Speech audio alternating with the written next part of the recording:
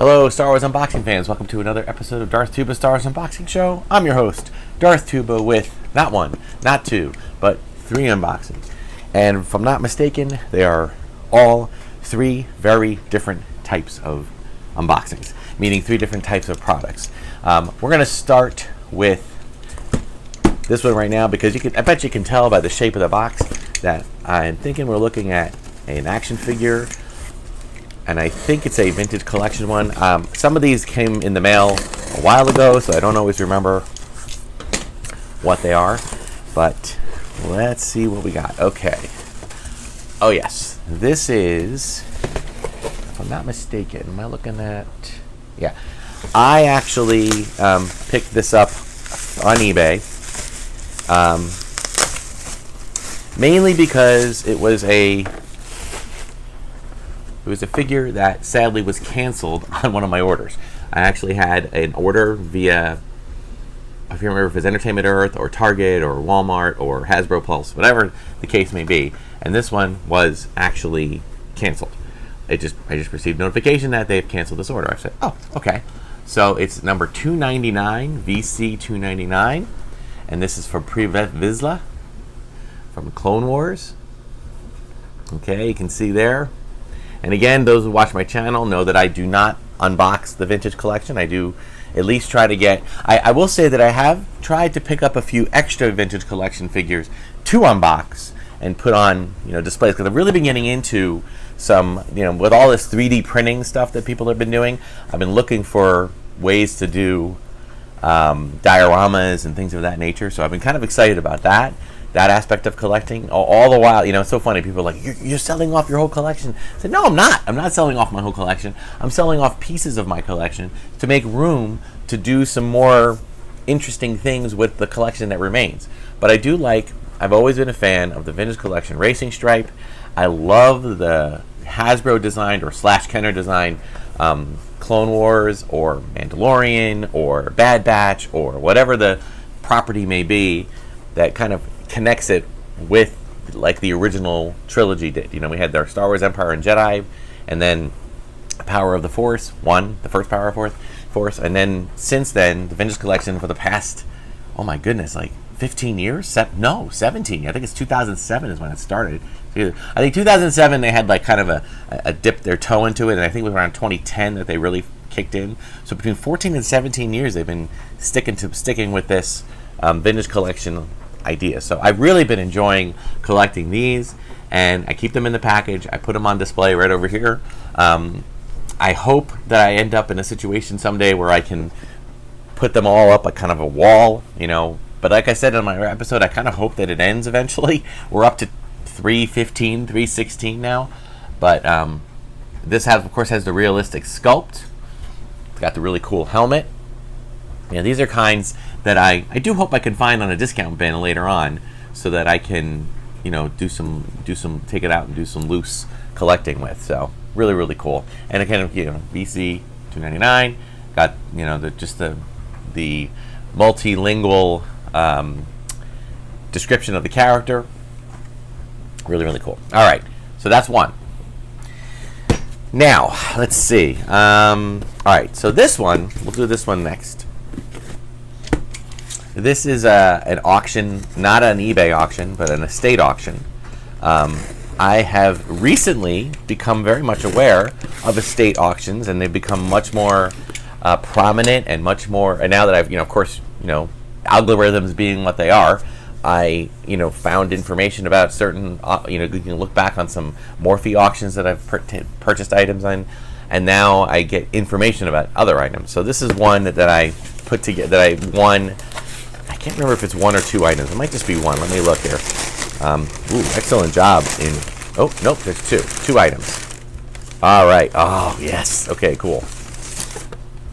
So we have 2 items. Oh, maybe 3. Hold on. Nope, 2. Okay. So this is... these are 2 items that are... Let me take my little painter's tape off of these. These are 2 items. One is essentially one is a vintage figure, okay, and the other one is a customized package. Okay, now I know everyone comes in, and I've talked about this on the show. There have been many opinions about vintage or bootlegs and customization and doing all sorts of customized carding and stuff like that. I have absolutely no opinion either way, other than if there's something that seems attractive to me and I want to acquire it for part of my collection, I do, and I'll pay an amount that I think is fair. Okay, so that's kind of where my thinking takes me when it comes to this. Okay, so we'll start with the actual vintage collection figure from Return of the Jedi, and that is Paploo, the Ewok, Return of the Jedi figure. Slowly, I'm trying to build up a carded collection of action figures from the vintage 70s and 80s. It's really more about just, looking for stuff, and what I'm trying to do is, I'm not a completist by any way. I'm just trying to develop a collection of one figure, one of the 92 or whatever what's the total number here? Well, we're up to 60 or up to 79. So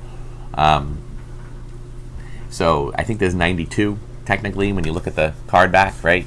I'm trying to collect one of every of the 92. It doesn't matter what card they're on, because a lot of them, because you'll see, most of my cards are Return of the Jedi cards. Why? Because Return of the Jedi cards are the most common cards, which means they're the least expensive to find. I also try to find not the best of shape cards. I try to find slightly damaged cards because they are a little less money. Here we have, of course, this sticker right on the Return of the Jedi card. I can't tell what store it is. It's like I can't really tell. Maybe somebody can put a comment if I put that in there, if you can tell. It's like a cursive signature. I don't know what that is. Maybe you could put it in the comments what it is. But I also love the free Anakin Skywalker promotion that they slapped on the front there, the Anakin figure. And again, the back of the card's always a really cool checklist. I've been getting kind of into this vintagey kind of style of,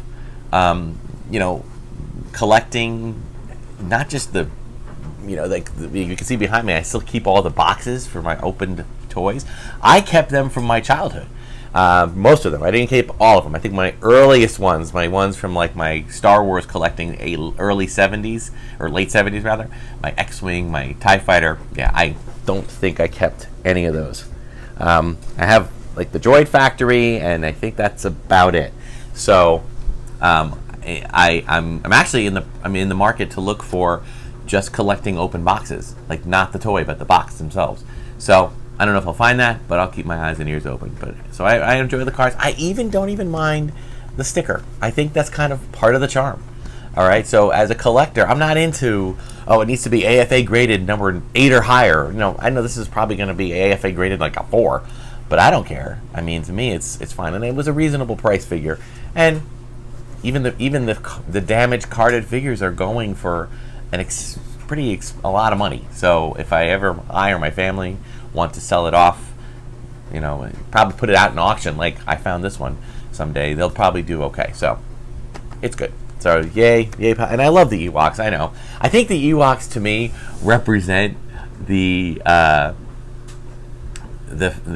toxic fandom, the start of toxic fandom, where people were like, "Oh my god, I hate the Ewoks. Return of the Jedi is the worst movie because of those stupid Ewoks." And I love the Ewoks. I thought the Ewoks were hysterical, But to me, it was just like representative of it, and it reminds me, do not take your fandom so seriously.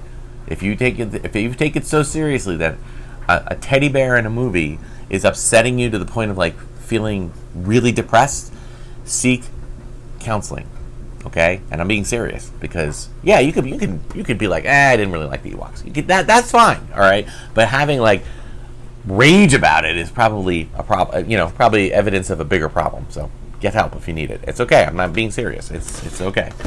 All right, and our next one, completely in total and 100% contrast, we have what never happened. The Star Wars The Force Awakens action figure for had, this is an artistic piece.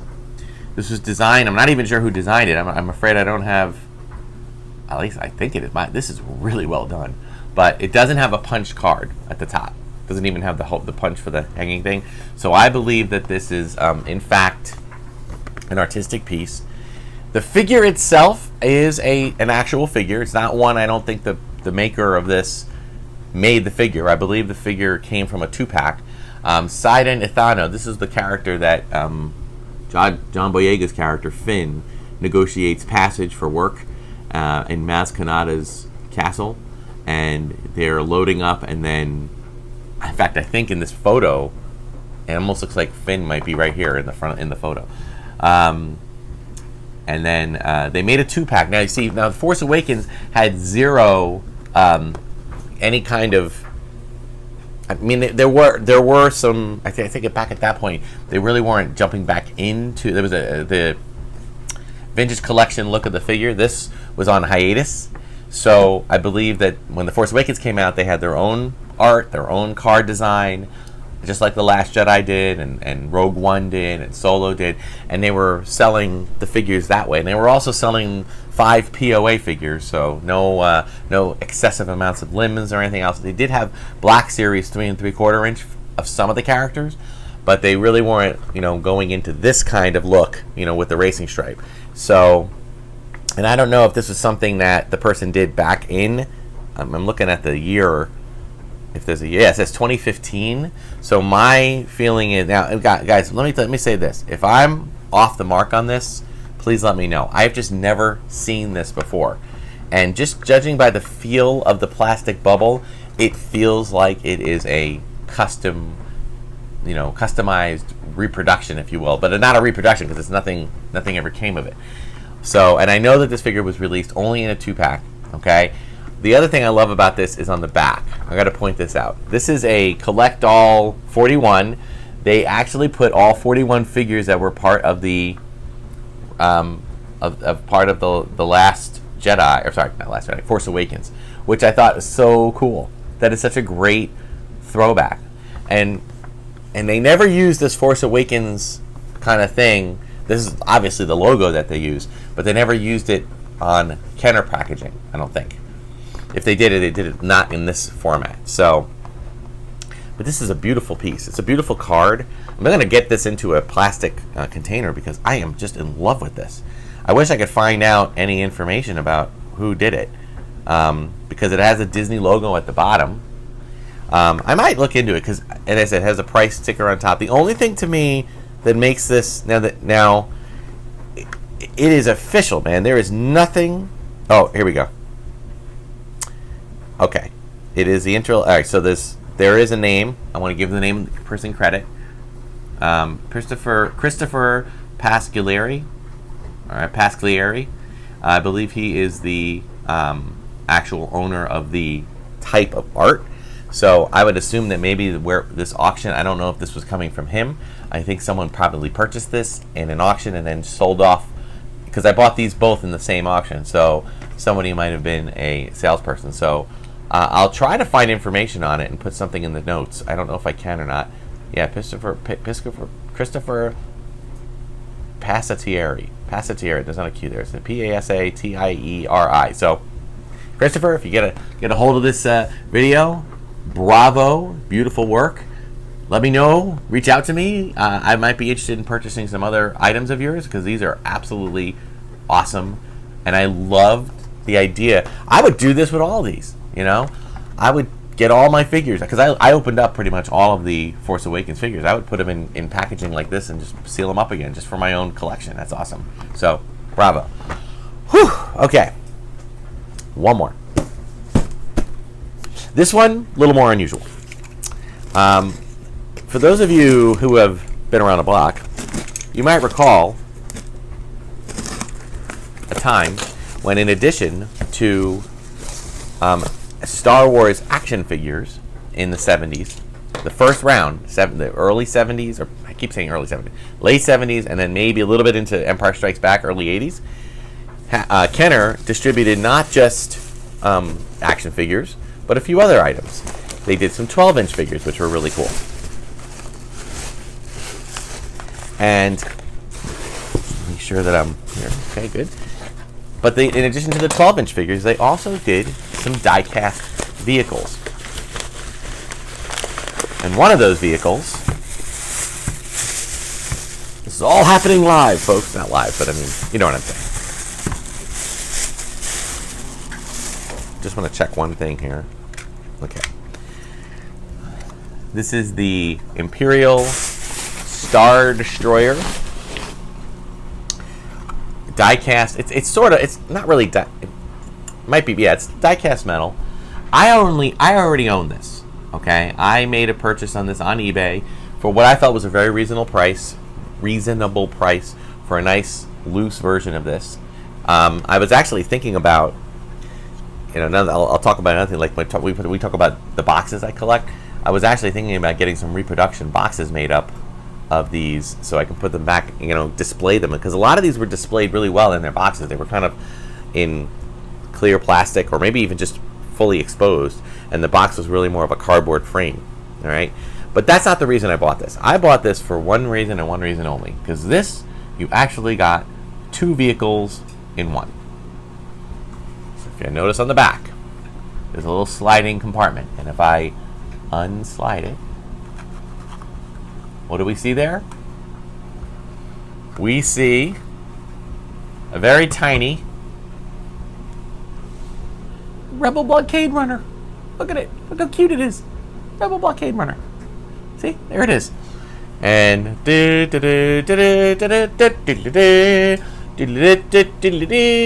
it right back into its little thing, and it locks in there in a nice little place, and it closes. And there you have it. I own this vehicle. Guess what I lost as a child? Yes, I lost the Rebel Blockade Runner. It's this big. It's probably, I know my parents had a central vacuum. If those who don't know, a central vacuum is, instead of getting an actual vacuum cleaner that it's just a freestanding unit.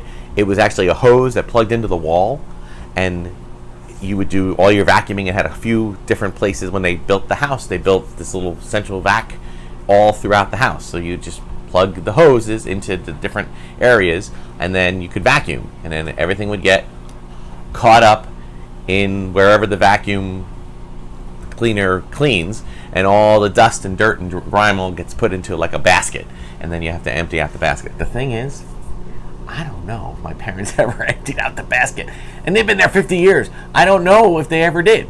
Probably must have, right? It probably wouldn't work otherwise. But if I should go in there and like a crime scene investigator with like you know, little sticks, and try to go through all the dirt and dust and try to find to see if this, because I know this ended up in the vacuum. Tons of little weapons, the lightsabers, the little blasters, they all probably ended up in there. So I should really go and take a look. Or I could have just gone on eBay and found one. And for the amount of money I paid for that, I would have paid that money just for the little extra piece. But now I got a little extra one in there. So I don't know whether I'm gonna take this Rebel Blockade Runner and put it on my old one, or keep this one and get rid of my old one. I don't know. We'll see. Hello, everyone. This is Darth Tuba, and I have a special announcement here regarding a new product that I want to share with you. So, as a vlogger, I do a lot of traveling, and sometimes I have to make very short trips for my case, you know, being a Disney Star Wars fan, I make a lot of trips with my daughter working down there down to Florida, and oftentimes I need obviously some luggage to travel, but I want to travel light, and I want to have something that can fit all the things I need to bring, but is not so big and so cumbersome that I have to check it as separate bags, because I'm trying to save time, save money, and have just a carry-on or a travel-sized item. So the folks over at VP Bag, I think it's what it's called, VP Bag, have sent us a sample travel backpack. It's by a company called Lug Arts, and it is available on Amazon. They are a third-party seller on Amazon, and they have these really awesome travel bags. And I'm going to share them with you right now. The one they sent me was what they call kind of a travel compartment bag. Okay, as you can see, this baby is filled with all sorts of cool pockets, cool features. Okay, the compartment, like a lot of things. Now, some of these things you'll hear, have a very similar types of features that you might hear from hear and read about from other companies, but this one does it for a fraction of the cost. Lots of dividers and pockets, including space for you to actually to put your laptop and power pack and everything in. It has a USB, if I can open this up here, USB charging port. Okay, so you can plug in a battery on the inside, store it there, and just plug right into the outside of your backpack. Nice and convenient. Again, you can see here it's got tons of front pockets. It has 1, 2, 3 full size, including that includes one for the laptop. But one of my most favorite features of this bag, just out of the gate, is that it has a 180-degree horizontal option. So you can open this up just like a suitcase. How cool is that? And inside the suitcase style, there's your inside mesh zipper, just like a regular suitcase would be. So this will work as both a backpack and a suitcase. So you can use it in different ways. And in both cases, it is TSA approved, so that it'll work as both a carry-on, meaning one that would fit on the overhead of an airline, also as an underseat compartment storage area. It has been approved for places like JetBlue, Spirit, Frontier Airlines, ones that tend to do a lot of charging for all the little extra stuff. So that's a really, really great and convenient help. And it has, in addition to having the backpack straps here with the clip on the front, it also has a handle at the top, like most backpacks, but also has a handle on the side. So you can treat this like both a backpack and a suitcase, and that makes it really, really good. You can stuff this thing like crazy. So don't take my word for it. Let's go over here, and I'm going to be planning a trip down to Florida. So let me show you what I do when I plan a trip, and we'll see how the backpack / suitcase by Lug Arts, available from VP Beige, works. Okay, so you can see these are the things that I'm going to pack into my VP Beige or VP Beige Lug Arts travel backpack. We got my flip-flops, got my Chromebook, along with the power pack. We got some extra batteries and other items. There's one that's I've already installed in the backpack. I'll show you where that is. These are my wireless headphones, my car keys. We have, since I'm going on a 4-day trip, we have 4 shirts, 4 socks, 4 pair of underwear, and of course, yes, I'm Star Wars, so I love my Mandalorian underwear, undershirt, pair of shorts, and plus a pair that I'm wearing, plus all of my sundries. Okay, and they have to fit in this bag. Now, I can tell you flat out that I have had backpacks that are similar in size, but we're not able to fit all of this stuff. Okay, but before I get into fitting it, I do want to point out that right here on the inside this first big pocket, right, you have, if I can get to it, you have this. You can see here it's got the USB cable, okay, and I have the battery put right here. All right, there's probably a couple of, you can also use a smaller battery, and there's little pockets you can sit inside, okay, but I'm going to utilize this one. So again, let me put this video up and on a slightly high speed, and you can see the packing as it happens.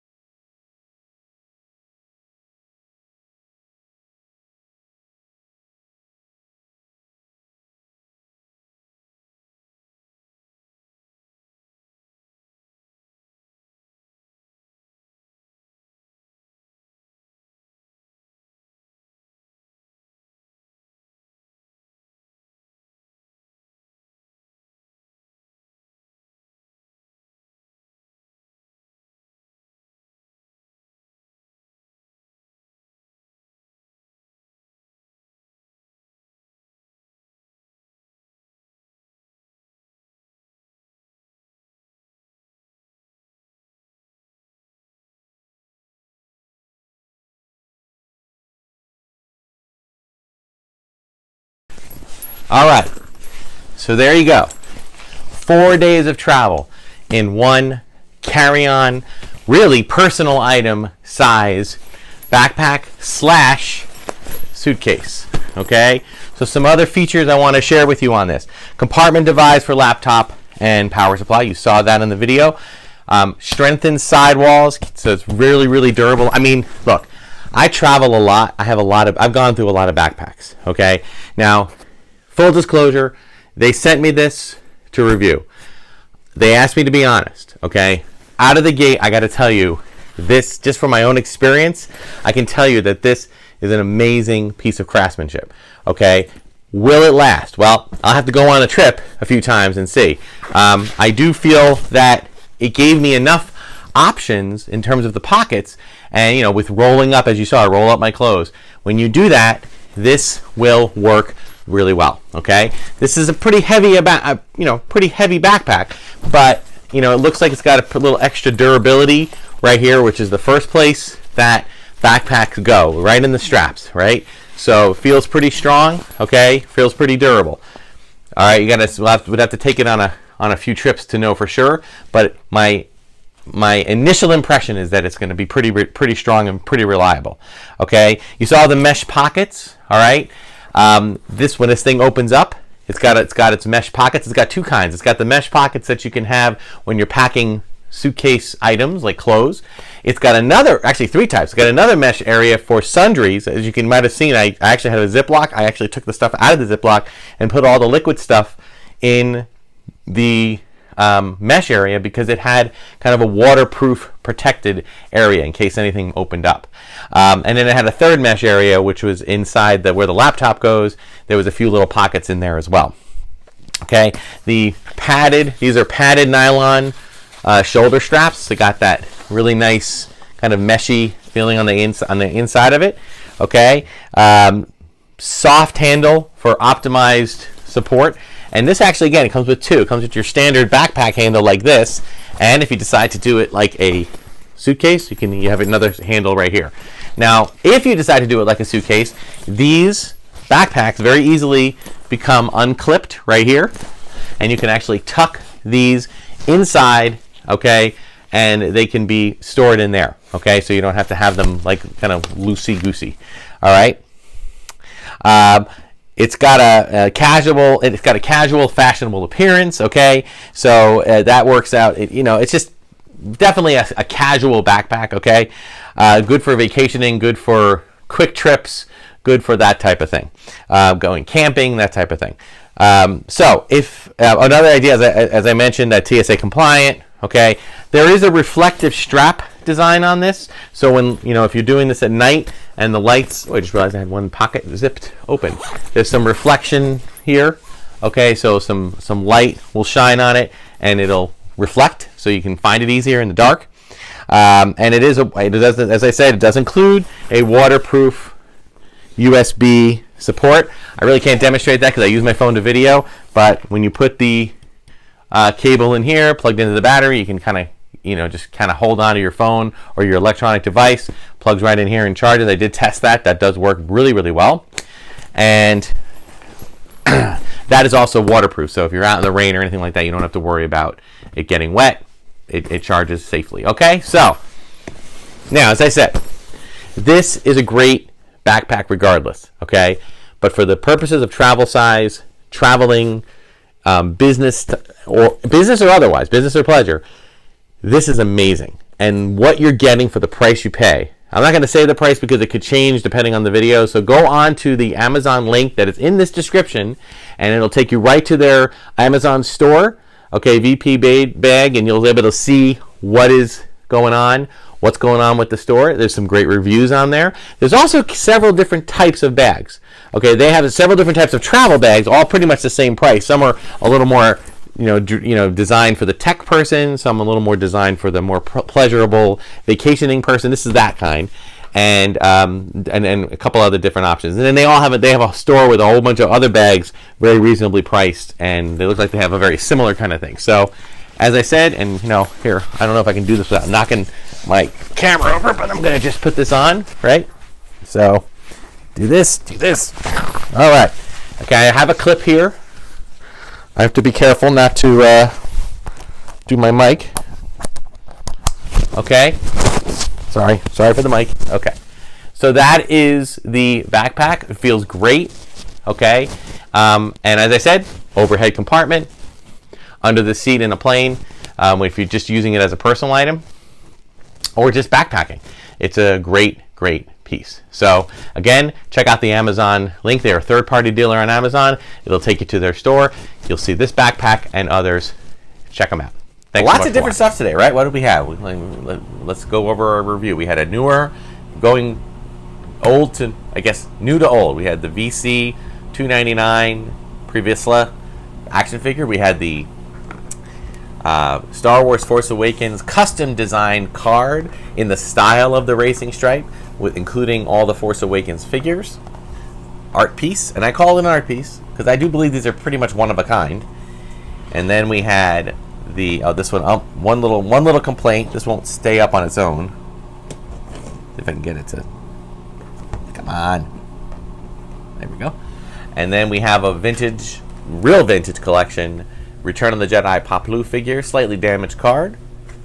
And lastly, we have the coming out in 1978, 79, somewhere around there, the Diecast Star Destroyer with Rebel Blockade Runner, little chip attached. Some cool stuff. It's been a few days since these all came over the course of like 2 weeks, 3 weeks, so I'm happy I can kind of catch up with it. So that'll do it for this episode. Thank you so much for watching. Check out all my other content, all my playlists. Check out all the other content on the Red 5 network. There's some great Star Wars content along with other things. Thank you, Red 5, for supporting the channel as always. Until next time, may the Force and the toys be with you.